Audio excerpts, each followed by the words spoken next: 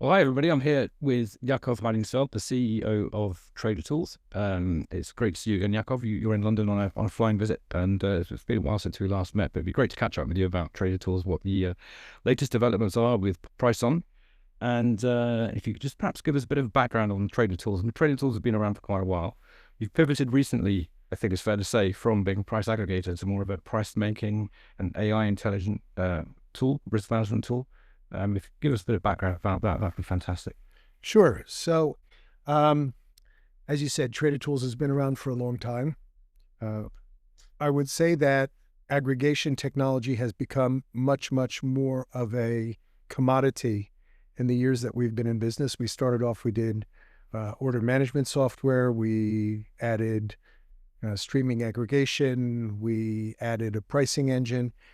But really, if you look at the landscape of foreign exchange technology providers, I don't really think that there's a major differentiator between the various competitive products. About 4 years ago, we were looking at the landscape and we made a decision that in order to survive in this market and thrive in this market, that we would need to differentiate ourselves.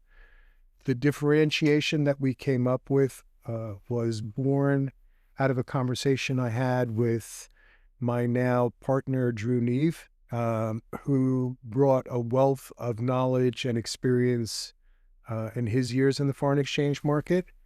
And the direction that we decided that we were going to go in was this, I'll call it AI only because that seems to be the buzzword that the market is using these days. Certainly. But to use advanced algorithmic capabilities to analyze flow, both incoming and outgoing in real time, to try and create an environment, a product, a platform for banks, let's say out of the top 10 or 15 Euromoney banks, and give them the same kind of basic framework for analyzing flow. The key here really is being able to take large data sets and perform real-time analyses on them, things that were not able to be done years ago. I would say that the market has, as you've written about recently, started to embrace using algorithmic analytics for the market. So again, to simplify, let's use the buzzword of the day, AI. But really, I think it's important to set a background as we've migrated from being a pure aggregation and simple pricing engine, taking prices from the various market participants, blending them and sending them out to customers. Really, you have to take a step back. I recently spoke at a conference, and I started off the presentation by saying, in this business, everyone lies. It caused a gasp, an audible gasp in the audience.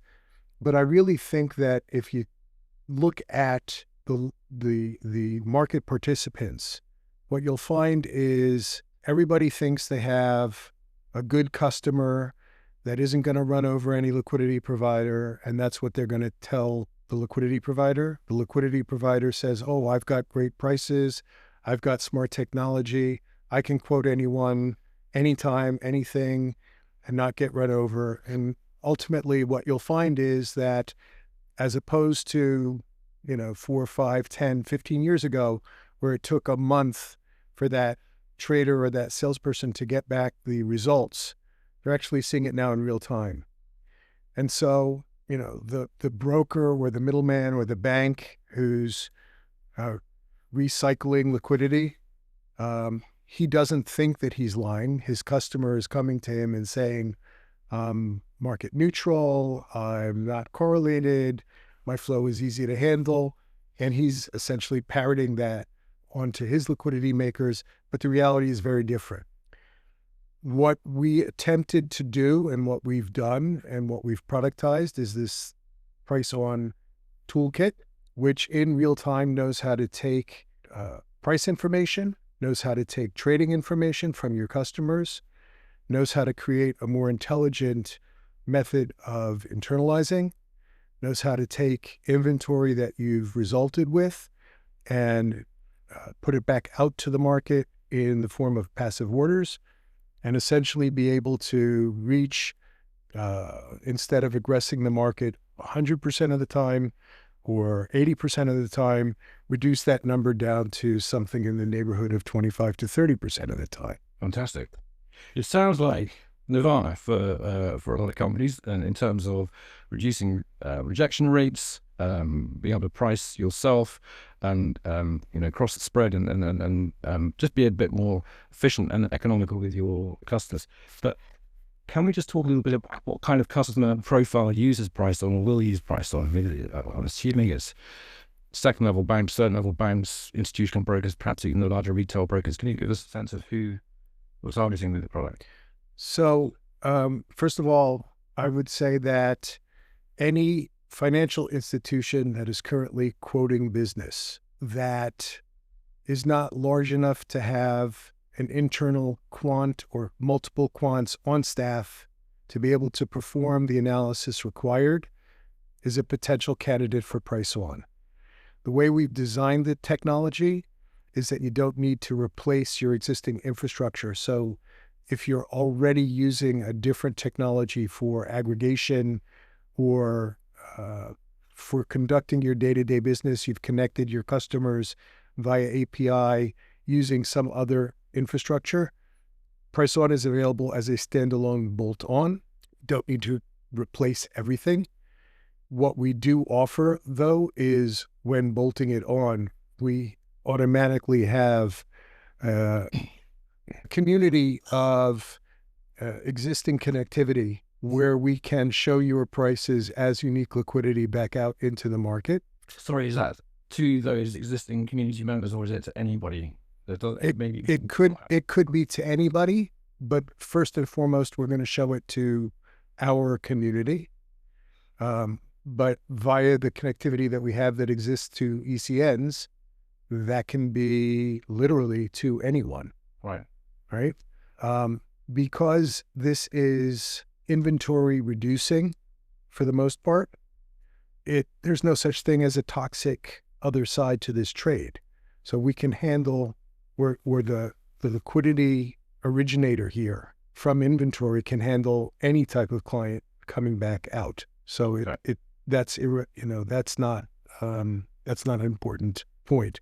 But yeah, it is important to think about what are the reasons why you're getting reject rates. So let's assume that most of my competitive landscape have reasonably solved latency issues. If not all, everybody is about as fast as everyone else. So latency is not a contributing factor to rejects. What will be a factor in rejects is a tag in your flow that you're showing to the liquidity provider that says, hey, wait a minute, I don't like when this guy trades against me in Eurodollar or in gold or in whatever instrument. It's painful. I'm going to reject the trade. That tag is in the fix message. Even if you're trading against an ECN, there is an anonymous tag that can cause rejects. If you are doing your own analyses and you know how to categorize your flow and truly represent what it looks like to your counterparties, you're going to get a much better execution rate. Right. So the question is, he now has real-time tools available to him. If you're, a major market maker in the marketplace, you're going to have real-time tools available to you to show you in real time what your P&L is in pips per million, in dollars per million, in whatever method that you're looking at. And you're going to, in real time, adjust your quoting to those counterparties based on how profitable it is. If you now have those same tools available to you, you're able to reflect that to your market makers and provide them with a better experience. So it's a win-win all around. Again, sounds like nirvana. So it sounds like nirvana. Because it sounds like nirvana, I would say that product adoption is a longer cycle People want to see results, and so they're cautious in the implementation of it. But this is not something that is non-existent in the market. It's just currently only being operated by the biggest players in the market. Right. The question is, can we make it available to the general, you talked about second and third tier banks, regional banks, brokers, retail brokers. Can we make this effectively available to that market so that they can adopt it and provide much more of a level playing field? And the answer to that question is? I believe so. Okay. And is it possible to say that, you're democratizing the market-making process and making it more available to downstream brokers who up to now have been reliant on reproducing the same prices that everybody else is seeing and differentiating themselves? I don't know if I like the word democratizing. Why? Only because that would mean everyone is equal. And in the trading market, everyone isn't equal. All parties don't have the same risk appetite. All parties don't have the same customer base. All parties don't have the same sources of liquidity. What I will say is it makes it a more transparent marketplace. You have a better understanding of the flow that you are handling. You're not looking at it retrospectively, but you're looking at it in real time and prospectively. So the difference between algorithmic AI or large language models or those concepts versus backtesting, you're able to take real-time information into your algorithmic model. You can add news. You can add different kinds of market events that are around those prices that are being traded and come up with a trading forecast and ultimately look at the results. So, there's a difference between artificial intelligence or algorithmic trading models and backtesting. The two things can work very well together, but the question is, are you using the tools available in the market today to give yourself the ability to say, this is what's going to happen with some degree of certainty? And again, if it was perfect and truly nirvana, I wouldn't be selling it. I'd be sitting home trading it myself right? But the idea isn't to be right 100% of the time. The idea is to be more transparent about what you're doing. To have a higher probability. To have a higher probability of being right and managing your risk when you're not right. And by automating this kind of functionality and taking the emotion out of it, I had a meeting earlier today talking to an old spot trader who's now on the technology side of the market. And he said, I remember those early days when, I got a bad trade. And yes, they teach you all the time. As soon as you know it's a bad trade, get out of it. But your emotion always says, well, just the next tick and the next tick. And inevitably you're wrong. By automating this, by removing the emotion, by using pure analytics, you're increasing your chances to be more profitable. Right. Okay, so that's good. So let's talk about the actual deployment for this. So I understand that PriceOn comes in 3 modules, is that right? Or is PriceOn one of the 3 modules? No, PriceOn comes in 3 modules. And it sits on top of an existing infrastructure in an organization. Or ours. Or yours. And the next question is it on-premise or is it a cloud-based solution?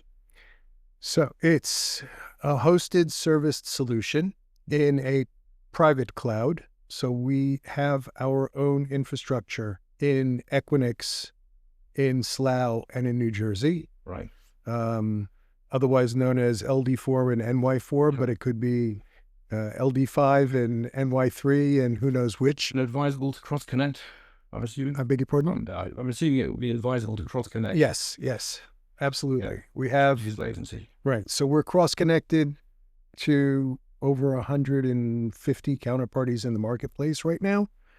And if a new customer were to come on board, the first thing that we would do is cross-connect them into our infrastructure, into our organic environment, to make all of the existing counterparties available to them on the network, providing they have credit, of course. Okay, so when somebody takes the PriceOn tool and go live with it or implements it, what's the delay between signing the agreement and actually being able to go live? Because I understand in the past you've said PriceOn requires at least 3 months of trade data to start acting intelligently upon the flow. Can that 3 months of trade data be a CSV file or some other file which is uploaded to PriceOn showing the historical 3 months, or does it have to be 3 months from go live day?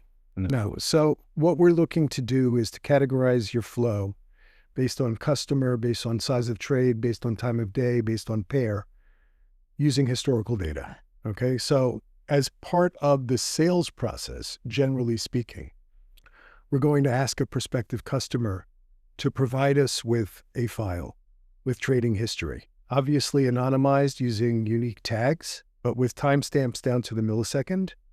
3 months of trading data, historic. More data is better. 3 months is the minimum. Right. Can be in an Excel file, it can be in a flat file, it can be pretty much any way you can ship us the data. We can consume the data, put it into our analytical tool to come up with the categorization of the customers. Okay, once that's happened, what's the process after that? Does the client using PriceOn get some consultancy sort of period with you to change the dials and work out what's going on? I mean, how does it work once they've got the 3 months of data analyzed, and how does that analysis take? So the analysis, again, depending on the format of the data that you've sent me and our queue, the analysis can be provided in a week, or it could be something longer if we have to do something to massage the data and clean the data. Clearly, the cleaner the data that you provide us with, and the more standard a format that you provide that data in, the quicker the turnaround time, because we've built templates to handle all of that. Once you've done that, we're going to provide you with a suggested list. We're going to categorize those customers, those currency pairs, or instrument pairs, those times of day. We're going to look at that information in a historical context vis-a-vis news events that have happened, expectations versus reality. And we're going to categorize those trades, those customers, those pairs by what we see as lucky or smart, and then different knowledge levels based on lucky and smart. Okay, I want to come back to that, lucky and smart. That's a very interesting concept. But I just want to ask another question though. So let's say a broker takes PriceOn today, the business is expanding, they get another big customer on next week, and that big customer's got a track record somewhere else. What would be the approach to that new customer coming into the PriceOn environment? Would you ask for that customer to supply you with 3 months of trade data as well? If it was a new customer and had no trading history, we would start them off as the worst category, assumed to be the most toxic, and build on that information from zero. It wouldn't take a full 3 months for the model to start trying to forecast what kind of a customer that would be, but it would require significant weekly monitoring in order to move them from category to category. Right. Okay.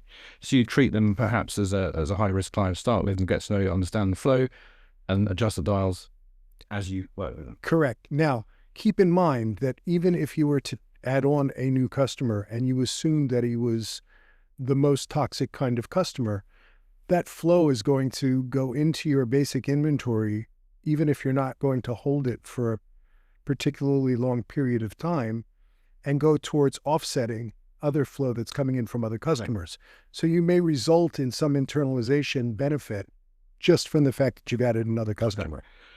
So the network effect, having more and more customers, actually improves your chances of being able to net client flow off against each other, obviously. So there's a benefit there. So going back to this lucky smart algorithm, how does that work? What's the brains behind that? The LLM interprets flow and the training history of a particular user and says, is this guy or girl a lucky trader or a well-informed trader, and how we should handle that flow? How does that work? Is it basically just analyzing the training style, the amounts and the risk management of that? Correct. So, I mean, if you've ever been to a casino and watched a blackjack player, or any kind of game of chance, right?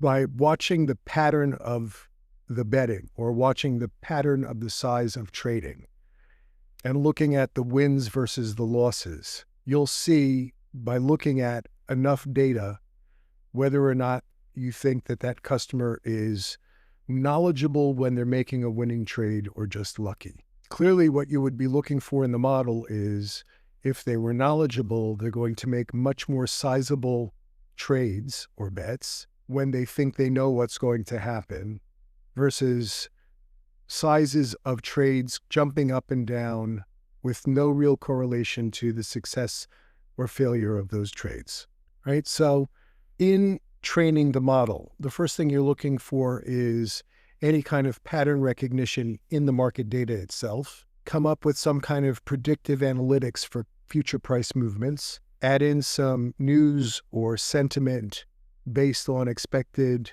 market information. Create some kind of recommendations of your own for making decisions and what kind of risk you're prepared to take. And then obviously managing that risk, right? So now I've got this framework and I'm going to start looking at the data that you've provided me, you the prospective client, and I'm going to start analyzing all of my trades against that information by unique tag, by currency pair, by time of day, and see what kind of correlations I can come up with.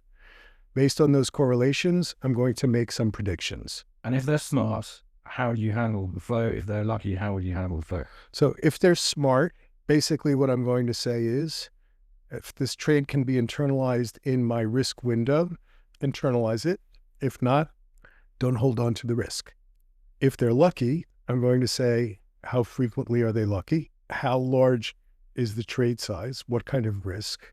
What's my general window for internalization? And fit all of those parameters together to decide how long do I want to hold on to this risk? How long do I want to give it to internalize? What kind of passive orders do I want to feed into the market? And when do I want to regress the market to exit the risk? Fantastic. And this is per currency pair again. It's not just a client overall, is it? Per currency pair. If they're lacking smart and one currency pair or one instrument like gold, you can just differentiate between the lucky and smart. There's no limit to the number of groups that you can assign a customer based on the instrument that they're trading, the time of day that they're trading it. Right. So we've seen some very interesting patterns in the precious metals arena in the Asian hours, where you have more volatility in price than you do in London hours, for example. You could presumably create a different set of rules for that customer in precious metals for those different times of day. You could have a completely different set of rules for that very same customer in dollar yen or euro dollar. Got it. Okay, so can you talk about the potential transformation that business could experience as they take PriceOn from what they're doing today to what they might be doing in the future in terms of ROI? I mean, using that broad termly, that term broadly, sorry. So is it dollars per million net to them? So you pointed out that we've got some very ambitious claims on our website, and given the opportunity, I'm happy to document some of those audacious claims. Having said that, it's really a question of how long is your piece of string? What is your risk appetite? What's the pair? I'm not going to deliver. PriceOn is not going to deliver. TraderTools isn't going to deliver. No algorithmic execution system is going to deliver $75 to $100 a million consistently in euro dollar. That's not going to happen. In instruments that have much larger spreads, clearly you're going to be able to achieve much higher results. The big question really is not just the spreads on the underlying instrument that you're trading, the volumes, what is the frequency you're currently going out to market to exit that risk? So is every trade that you're executing back to back, okay? Are you booking everything? Are you perusing your list of customers if you're a retail broker visually? Do you have a couple of people that are working on a team and you say, oh, these customers are okay, these customers I need to back? By automating that process and taking the emotion and the actual workload away from humans, you're able to create a much, much more efficient result. So yes, we talk about $75 per million. $75 per million can be across multiple instruments, multiple currency pairs. The real issue or the real question is going to be, what's your risk appetite? How much of a position over what period of time does the analysis suggest that you hold? Are you comfortable with that? And what your patience level is going to drive that ultimate result. Okay. So great. So is it possible to kind of give us a sense of what the customer profile is of your existing client base? So we started off focusing on regional banks that have a fairly consistent corporate customer base with fairly consistent, predictable customer flows. And that was really where the PriceOn product started, and those were the first customers that were targeted. The kind of regional banks that we targeted had emerging market type currency pairs associated with them, whether they were Scandies, whether they were shekel, whether they were other lesser traded currencies with larger spreads. Those were the type of corporate customers that they were servicing. And then by taking that flow and then pushing it back out to the market and crossing the spread, they were really able to achieve those higher yields that we spoke about earlier. More recently, we've entered the retail market space, and we've added some customers in the retail market space where, again, the traditional concept of bucketing your customers into A book and B book and not really getting into the deep dive of analytics has cost opportunity or cost real money. Or even businesses. Where we've seen retail brokers fail because of misallocation of customer type of flow, not misallocation of funds. Over-concentration of risk. Over-concentration of risk and a sudden market move that was not anticipated that completely wiped out months or even years of successful B-booking. Yeah. So the latest effort is focused more on retail brokers. And again, this idea that you can segregate customers based on time of day and instrument and so on really gives a dialed-in opportunity for that broker to segregate his customers. In doing so, we've created standard interface bridges to products like 1.0 in order to handle the MT4 kinds of flow.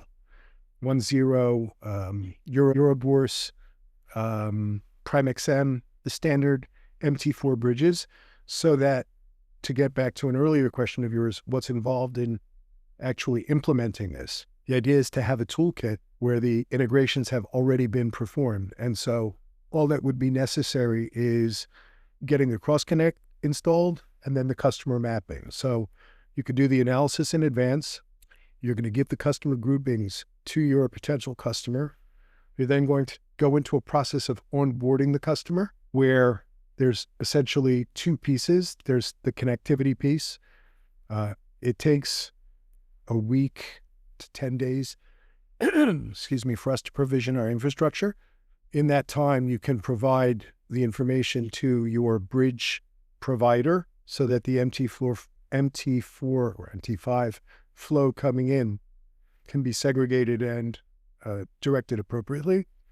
And if everybody is pulling their oars in the same direction, you could be live within a month. That's a standard implementation. Right. Fantastic. Now, I suggested that our next battleground between brokers and traders, which has been traditionally sort of EAs and toxic flow and so on, is going to be or is already battlefield of AI. And I haven't really come across many AI risk management solutions out there.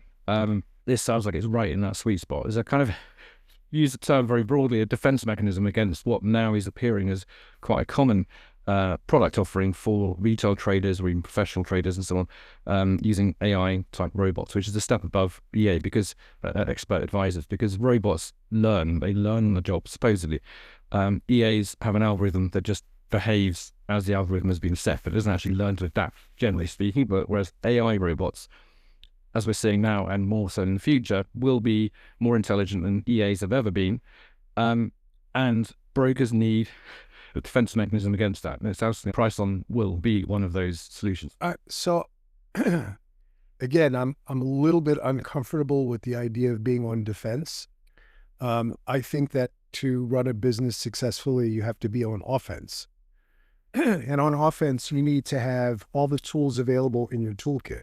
A successful sports team in any sport will have both offense and defense. Yeah, good point. So we'll, in a battle of the robots, who's going to win? Again, that's really going to depend on your risk appetite. I would imagine that a particular customer, no matter what his intelligence level was, again, not referring back to the lucky or smart, but talking about a smart trader, he probably will have less of a risk appetite than a broker, simply because he's one and the broker has many. The broker has the ability to do some trade internalization. He has none. So I don't think it's an even battle here between the individual trader and the broker.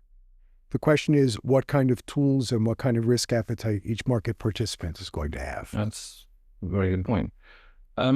So I think we should go back to, I think, one last thing, the modularization, if that's the right word to say, for the PriceOn toolkit. I think it was last year that you split it up into 3 modules. Can we just describe each of those 3 and what would be the essential one that a broker should take, and why would they take one and not all 3, and so on?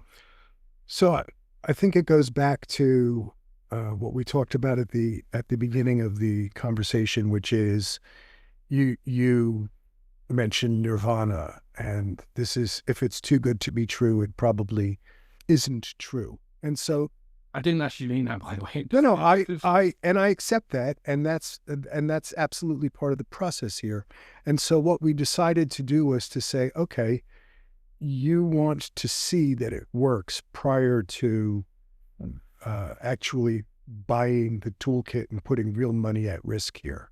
And so at the very beginning, we were making our quants available to potential customers for longer than we should have. And they were getting the benefit of ongoing trading analysis without actually implementing the product. And so what we decided to do was to make the product available in modules, such that the first module was going to be an analytics module. And so you could buy the analytics module only to continuously monitor your customers, to look at those customers in the various groupings that we talked about earlier, level 0 through 3, lucky and smart, all the different categories that those could be in, based on currency pair, based on time of day, etc., all the things we spoke about earlier, but not actually act on it. Right. You're going to still look at that information and manually make changes as you see fit. The second part of the technology that would be available would be the hedging part. And the hedging part would be made available such that, based on certain risk parameters, you're going to go out to the market and passively hedge some of that risk when opportunity arises. That would imply connectivity to central limit order book platforms. Not necessarily, okay? It could be provided to the universe of customers that either you're currently facing or that TraderTools has. TraderTools customer A can show a price to TraderTools customer B or C or D to perfectly work in order. Correct. And simultaneously. And the technology is clever enough or has enough risk management parameters to know not to overhedge. And 3 would be to take the entire toolkit, the analysis, the passive hedging, and become a true algorithmic market maker. This is the price making module. Correct. Right. So the entry level or the starting point is the analytics. Correct. Okay. And how do we talk about costs? Is it a monthly subscription? Is it an annual subscription? So if you're just taking the analytics, it's a monthly subscription. We require you to take 3 months as a minimum contract. But the idea isn't to sell data analytics. We're not a data analytics company. The idea is to have predefined goals with that potential customer to say, you're going to take the analytics for X period of time. Clearly, you want to see the projected results. Once those goals are achieved, now we move to stage 2 and stage 3. And stage 2 is dollars per million, $3 per million in the 10 major currency pairs traded. So the G7, but in the various combinations thereof. And for emerging markets pairs, $5 per million. There is a minimum volume required, and that's going to work out on the average at about 2 yards a month, 2 billion of trading volume per month to cover the cost of the infrastructure and so on. But that hasn't been a real challenge in terms of the kinds of customers that we've been attracting. Okay. Right. So it's actually fairly easy to start. I mean, I think the analytics part of it is going to require the 3 months trading data. Once you've got that in, it's easy to bolt on module 2 and 3. Correct. Pretty straightforward. Okay. Well, I mean, I think that's a fantastic overview, Yaacov. I'm excited for you because there's, I mean, I do use the word nirvana actually here because it does sound like, if this was to work correctly for a bank, institutional broker, retail broker, it could actually transform the marketplace because there could be so many more people offering more unique liquidity rather than recycling the same old names that everybody's still complaining about. And it would make the market more interesting for everybody, quite frankly. Again, assuming that every market participant, every market middleman participant has some unique offering to its customer, the resulting flow, the net resulting flow can result in unique liquidity back out to the market. And so this continuous cycle of recycling liquidity, right? Taking prices from the HFTs, taking prices from the top 5 Euro money banks, blending them, spitting them out to the market, handling large chunky trades, spraying that volume back out to the market, creating blips in prices, but rather doing it intelligently, executing it intelligently. And again, I am not suggesting that algorithmic models, AI, large learning models replace backtesting, right? Backtesting should be used to measure the results of your forecasts, and the forecasts should be continuously learning and adjusting themselves. So you should be constantly looking at what your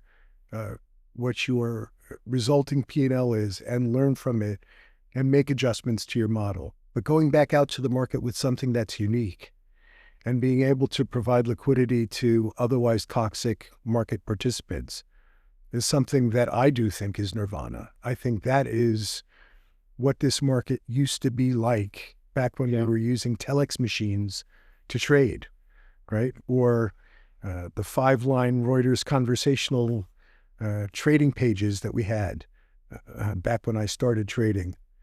Now, with the advent and the commoditization of technology, you do need something that's unique to make yourself a meaningful market participant. Yeah, I mean, I have quite a few conversations with people who are looking for new LPs, and it comes down to the same old factors, the dollars per million price, the reject rates, and at the end of the day, what the personalities are like. But it's going to become a lot more intrinsic in terms of the data analysis and so on of the actual price and so on. So very much looking forward to the implementation of this and the rollout of it. How did people get hold of you? I mean, you can obviously through Liquidity Finder drop Yaacov a message directly or contact the firm or go to the TraderTools.com website. Or sales@TraderTools.com or Yaacov@TraderTools.com, YAACOV.